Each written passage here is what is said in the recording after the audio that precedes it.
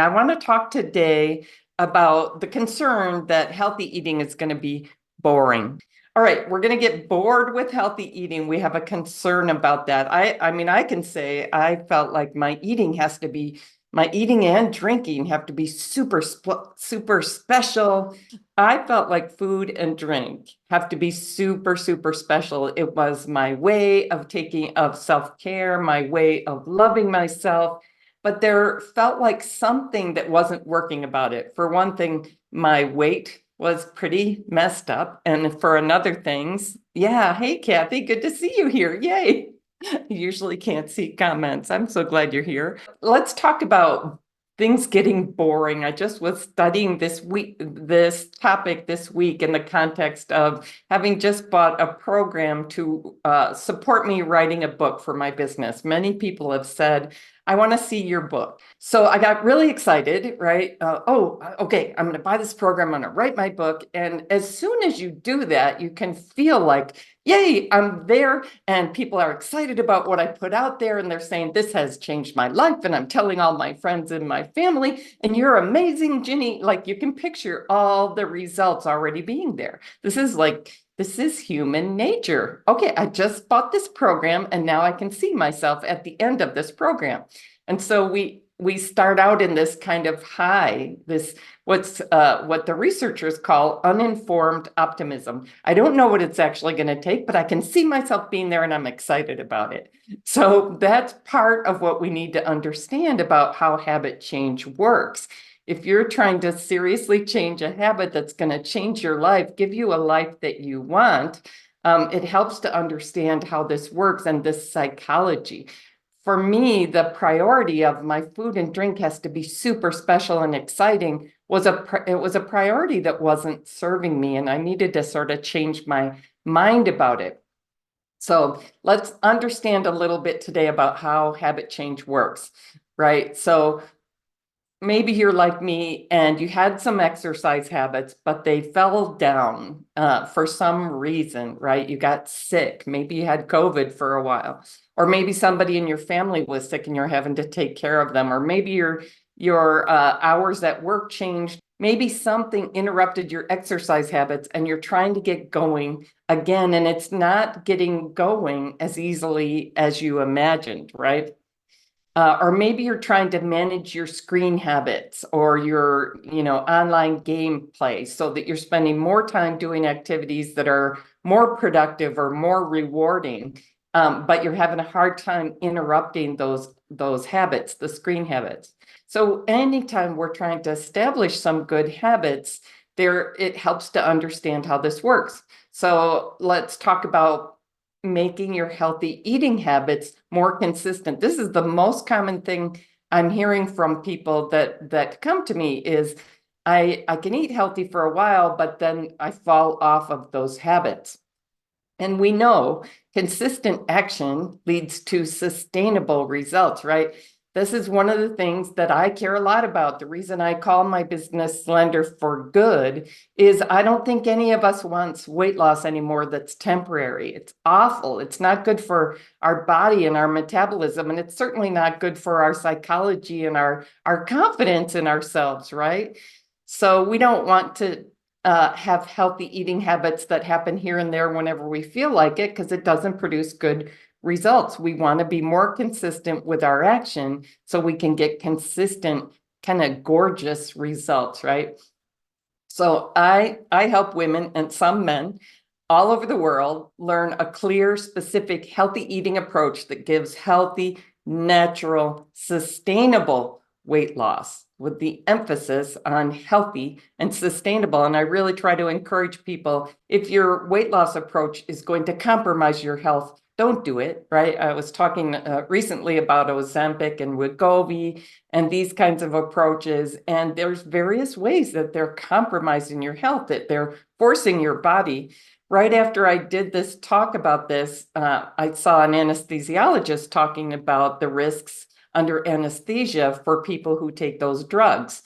Because one of the ways those drugs are helping you lose weight is they're making the food stay in your gut longer. So you feel full longer, you don't feel like eating. Well, this isn't necessarily a good thing, right? Keeping the food in our gut longer may make us less hungry, but it is compromising our health in other ways. And it's putting us at risk if we go under anesthesia. You know how they make you fast before you're going to have to go under anesthesia. And that's because it's very dangerous. You could aspirate food into your lungs if there's food in your gut. So this is a problem with patients who are taking these drugs because they may have fasted for the time they said they were told to, but still have food in their gut and be at risk going under anesthesia. So anyway, a little bit of a side story, but I am committed to, we need a way of getting weight loss that is healthy and is sustainable, right? So we're not trying to force our body to release the excess weight. We're not battling with our body. Come on, let go of that weight. We're taking responsibility. Like, I am the only one who can do this. We're taking responsibility for feeding our body abundant, highly nutritious food every day, day after day, meal after meal. I get emotional about this. Like, yes, this makes sense. This is what I want to do. Our body then releases the excess weight because there's no need to store excess fat anymore. It's getting the nutrition it needs day after day. And it's like, okay, I don't need to store fat anymore, right? There's no shortcut that isn't going to hurt you, is how I see it. So we just have to learn, what does that actually mean? Because we're not being taught correctly in our society at all. People following the slender weight eating approach tell me every day, this happens every day for me. This makes so much sense. And it's not hard, it's actually easy. I just mentioned to a group yesterday, one of my clients, she's just 5 weeks into the program. She shared that she's lost 9 pounds so far. She's sleeping better, getting up less in the night. She's fitting into clothes she hasn't fit into in a long time, which is feeling really good. And she's excited, right? She has had chronic issues with bloating that are much diminished. And she saw her doctor, and her doctor is delighted with her results and says, we are going to be able to reduce some of your medications in the near future, right? All good stuff. And she says what people always say to me, this just makes so much sense and it's not hard. She also says, I am just calmer and happier. And I want to just speak to that a little bit because I don't think it's what people think is going to happen. I'm going to lose weight. I'm going to feel good in better clothes. It would be great if it's just an area that's handled that I don't have to think about anymore. That would make me happy.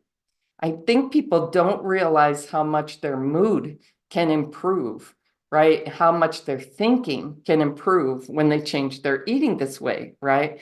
When we feed our body what it needs in abundance and we eliminate non-nutritious food-like substances from our diet, our system is able to heal in all these really notable ways. And I want to talk about two big systems that affect how our mood and happiness and calm change, right? And these are our gut microbiome and our brain. Now, I geek out on this science stuff, and a lot of the people who love working with me kind of geek out on the science stuff too. So I'm not going to apologize for that too much. But it's partly because I study this stuff all the time, partly because I really had no idea how many things would change in my life, in my health, in my body, and how my daily life goes when I changed my eating habits, because I didn't feel like my eating habits were that bad. But there's a lot happening in our brains, in our current food environment, that you could characterize as a trap, like a Venus flytrap, like, oh, that smells delicious in there. I'm going to go in there. And it's kind of shaped in a way that I'm sliding down, but that's okay because I can fly. I can always get out of here at any time. I think we feel a little like that about the way we're eating. Okay, I'm going to have some sugar today, some alcohol today, etc. But tomorrow I won't. I just won't. It doesn't quite work like that. So I talk about this more in depth elsewhere, but for now, let's just say our brain gets tricked into overvaluing non-nutritious food-like substances. those seem like the really good, exciting, special, wonderful things. Special, special, special. And our brain gets tricked into undervaluing the real, highly nutritious foods. It shouldn't work like that for human survival, even, right? But we live in an environment that has capitalized on the human brain in a way that is not working out well for us. Our culture tells us these cravingful, highly processed, non-nutritious food-like substances are the best, or at least they're not that bad. Just moderate them, just have them in moderation. And that ends up being terrible advice for most of us. So there are these rare people who can have one a year, one drink a year, one piece of pie a year, and no trouble with it, and they never want more, and they do fine with that. But most of us are actually in this pretty regular, pretty stressful battle with ourselves of, I'm just going to have a little, I'm not going to have too much. And then we just want more. We have these cravings, these desires, this, like, my brain can't stop thinking about it. That is wired in through brain chemistry. It's actually pretty simple and straightforward to break out of that. Like, we can build new pathways in our brain and step out of that battle altogether. And that's a big part of what produces this state of calm and joy that many of us haven't experienced in years, that my clients tell me all the time. I didn't expect to feel so much calmer. Like, it's very notable, right? So the brain, that's one of the big things. Now, there's also the gut microbiome that explains why we get this calm kind of happiness, calm kind of joy in our lives when we change our eating this way, right? There's been so much study in the last probably 20 years, right, about the importance of the gut microbiome for our health, as well as our metabolism and our weight. So feeding our body what it needs in abundance, meal after meal, changes how our gut microbiome functions. Like, there's more bacteria in our gut than there are human cells in our body. Those guys really matter for our health. So when we feed them differently, the way humans are meant to eat, digestive issues can heal, like this client was just talking about. Systemic inflammation can heal, which is something I experienced. Pain and inflammation I had lived with for decades just evaporated, right? So that's partly a gut issue. And our thinking and our mood can really heal. And that's partly because most of the serotonin receptors, which is a calm pleasure chemical, oh, I just feel so good and so at ease kind of chemical, most of the receptors for serotonin are in our gut.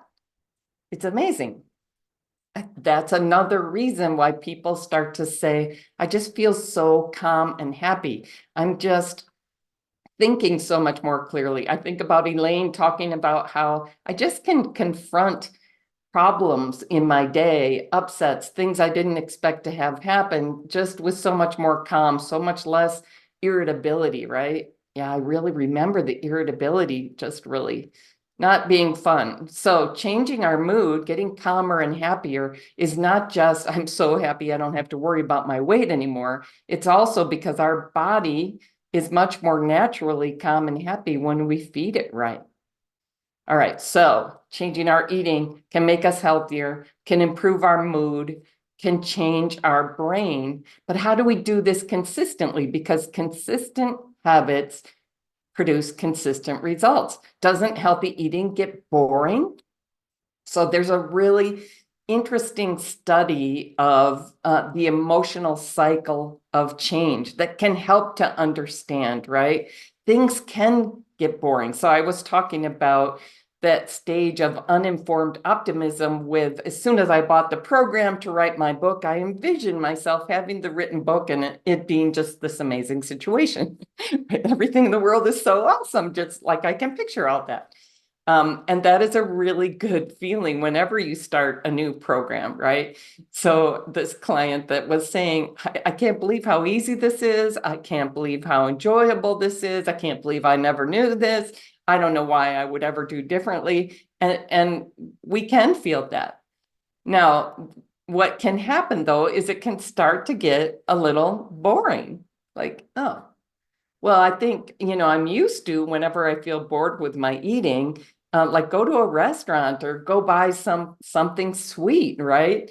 Um, so we can get into this, okay, what do I actually have to do for this to sustain? I have to do this day after day? Really?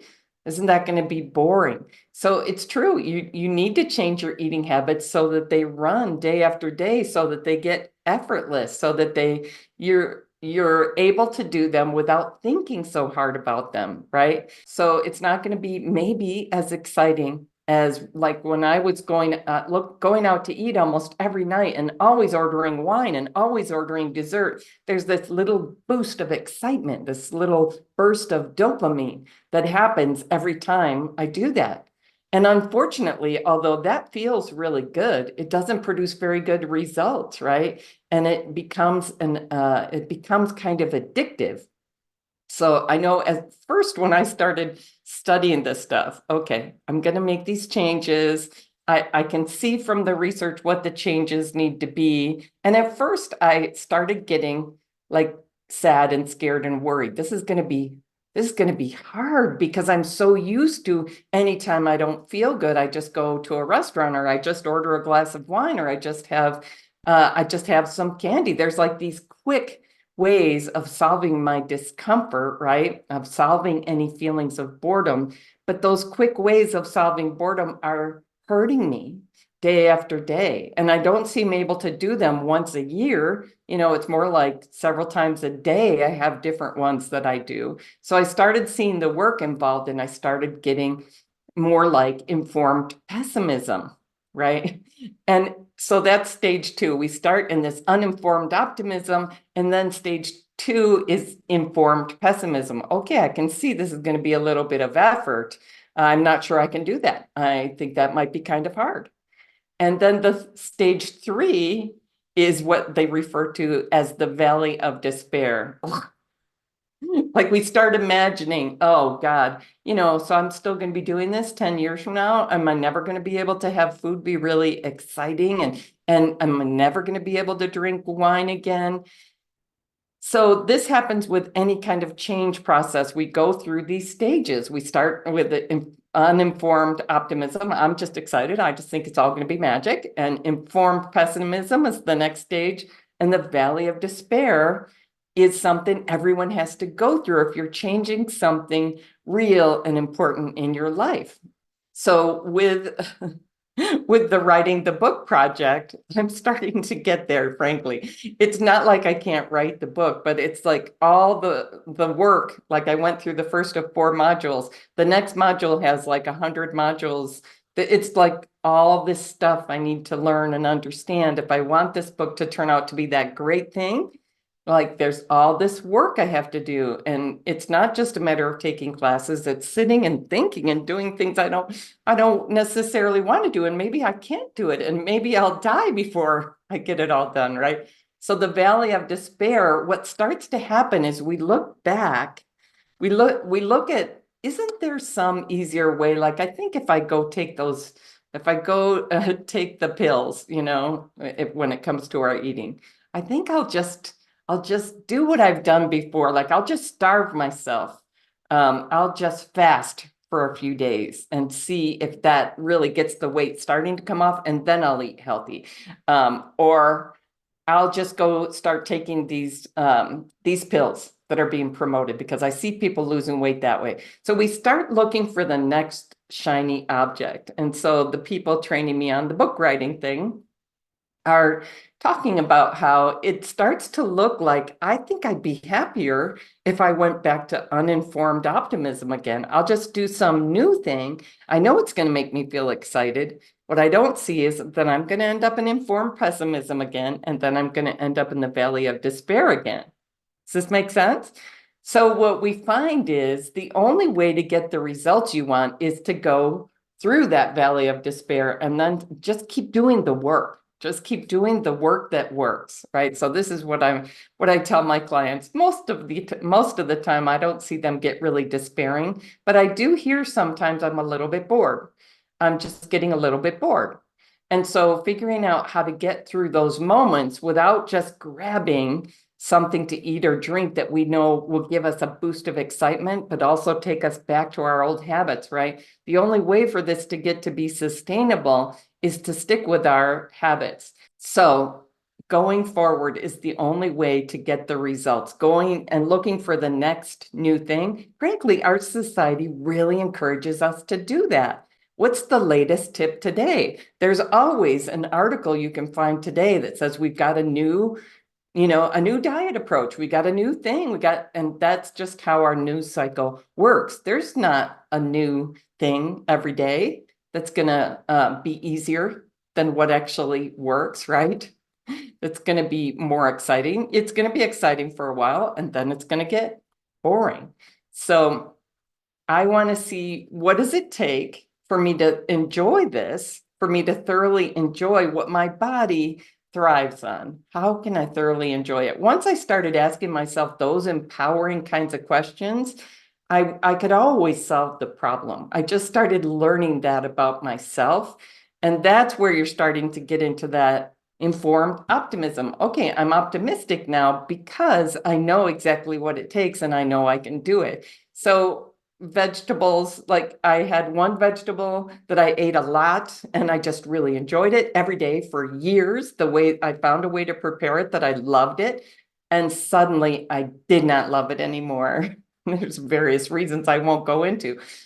So then I had to find another one, right? But it's like I've done this enough times, and I think I've been eating this way for 7 years, that I know how it works. It doesn't matter that I get bored with one kind of vegetable. I still know I'm going to eat abundant vegetables because I can tell the research shows and my observation shows it makes a huge difference. So I know, okay, it's all right that I'm bored with this one. I don't have to eat something I don't enjoy anymore, but I do need to find a way to find enjoyable ones. So my advice to you, find a healthy eating approach that makes sense. Like this makes sense for the human body, right? If possible, find an approach that's proven to work reliably and predictably. This is what I teach my clients. That's proven to work reliably and predictably for people like you. If you're a woman in her 50s, 60s, 70s, a lot of those things out there may feel like they're not working anymore. So find a healthy eating approach that makes sense, that's proven to work. Get super clear what it is. As long as there's a lot of vagueness in the system, you're going to be fooling yourself and be drawn into the cravingful, highly processed, non-nutritious food-like substances, which are now 70% of the food supply in the United States. And the United States way of eating has really spread all over the world. So get this approach, get it super clear, write it down, know what you eat, and get committed to it for a period of time, no matter what. Like I want these habits to start to get easy, to start to roll along. I want to get into a groove with them so it doesn't take so much thinking and so much attention. And set yourself up for success by deciding to just do it. When things get a little, I'm getting a little bored with this, you want your eating to be pleasurable. It doesn't have to be super exciting and special, special, special. That tends to drive us toward the non-nutritious stuff. Like it turned out almost everything I felt that way about, maybe everything, was a cravingful, highly processed, non-nutritious food-like substance. So I decided I don't need my food to be cravingful. I don't need it to be super special. I don't need it to be super exciting. It needs to be pleasurable and it needs to be nourishing. And I can be the responsible one to eat that way meal after meal. And if something gets boring, how can I ask an empowering question. How can I make this a little more interesting? So I found a lot of my clients have found spices and herbs and condiments make this huge difference. Find the ways to prepare the highly nutritious foods that you thoroughly enjoy them. And if you start getting bored with something, find another one that you can thoroughly enjoy. It can be a little bit of a project where everyone I know is smart enough to figure this stuff out. And that's something that I have built into my program. Okay, how do we find those things when we get stuck? What are the answers? What are the places to look? So maybe we're not looking for our food and drink to be so exciting. And if it's boring, maybe how do I get it to be more interesting? Yeah, does that make sense? So if we get into the valley of despair, the trap in our environment is here's a new thing. Here's a new thing you haven't tried. And so you're going to feel like it's just going to magically work. And then you're going to get into that whole cycle of going back for the next shiny thing. Let's just get ourselves out of looking for the latest tip. Let's get out of looking for the next shiny thing and just keep doing the things that work day after day. And when necessary, ask ourselves, well, if this is a little boring, what could I do to make it more interesting, right? I hope that helps. All right, let me know. I'd love to hear your thoughts on this. If you're on Facebook, you could share comments, or on YouTube. But let me know your thoughts about does worry about healthy eating getting boring take you off of your good habits, and what have you found helps? All right, take care.